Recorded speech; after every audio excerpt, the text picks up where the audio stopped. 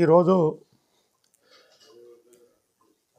తెల్లాపూర్ డివిజన్కు సంబంధించి MIG phase 2 విద్యుత్ Nagar colony Bharati నగర్లో గత 15 రోజుల నుంచి చూస్తున్నాం. కల్పినామని వార్తలు వచ్చినాయి, పేపర్లు వచ్చినాయి. అన్ని విధాలా కూడా అది వాస్తవం అని తేలింది.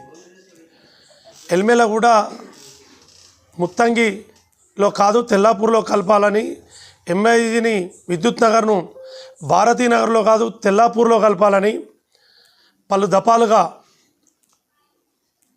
కన్నన్ ఆఫీసర్, ఐఏఎస్ ఆఫీసర్ ఆయనకి ఇవ్వడం జరిగింది. ఇక్కడ మున్సిపల్ కమిషనర్కి ఇవ్వడం జరిగింది, ఎమ్మెల్యే గారికి ఇవ్వడం జరిగింది. మా నియోజకవర్గ ఇన్ఛార్జ్ ఆదర్శ్ రెడ్డి గారిని తీసుకొని ఒక 5-6 మాటలు మేము తిరిగి ఎంఐజీ వాసులు విద్యుత్ నగర్ తెల్లాపూర్లోనే ఉండాలని వాళ్ళ కోరిక బలంగా ఉంది.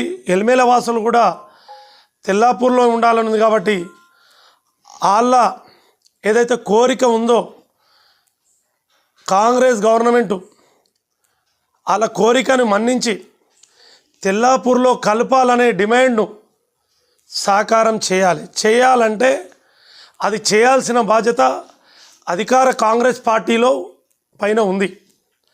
ఎందుకంటే వాళ్ళు హైదరాబాద్లో చాలా డివిజన్లు ఉన్నాయి. అవన్నీ కూడా మేము ఆదివారం నాడు పర్మిషన్ అడిగి పోలీస్ వాళ్ళను 99% రిలే నిరాదీక్ష ప్లాన్ చేస్తున్నాం. అందరం ఉన్నాం. ఇక్కడ ఎంఐజీ కాలనీ వాసాలు ఉన్నారు. తెల్లాపూర్ పెద్దలు బాబ్జన్న గారు, కౌన్సిలర్ లచ్చిరామన్న గారు, మాజీ చైర్మన్ నరసింహన్న గారు, పిఎస్ఏ చైర్మన్ బుచ్చిరెడ్డి గారు, ఇక్కడ కాలనీ పెద్దలు అందరు ఉన్నారు. దయచేసి వాళ్ళ ఎంత బలంగా ఎక్స్ వార్డ్ మెంబర్ శేఖరన్న గారు చాలామంది ఉన్నారు. దయచేసి మా కాలనీ పెద్దలు వీళ్ళందరి సమస్య ఒకటే, ఎంఐజీని తెల్లాపూర్ డివిజన్లో కలపాలి. ఒక్కటే గుర్తుపెట్టుకోండి ఎంఐజీ ప్రజలారా, ఆదివారం నాడు 199% రిలే నిరాదీక్ష అందరం కలిసి నిర్ణయం తీసుకున్నాం. 9:30కు 9:30 అందరూ వచ్చేయాలి. 5 గంటలకు క్లోజ్ అవుతుంది. ఒకవేళ పోలీస్ వాళ్ళు పర్మిషన్ ఇవ్వని పక్షాన అదే 10-10:30కు ప్రెస్ మీట్ ఉంటుంది.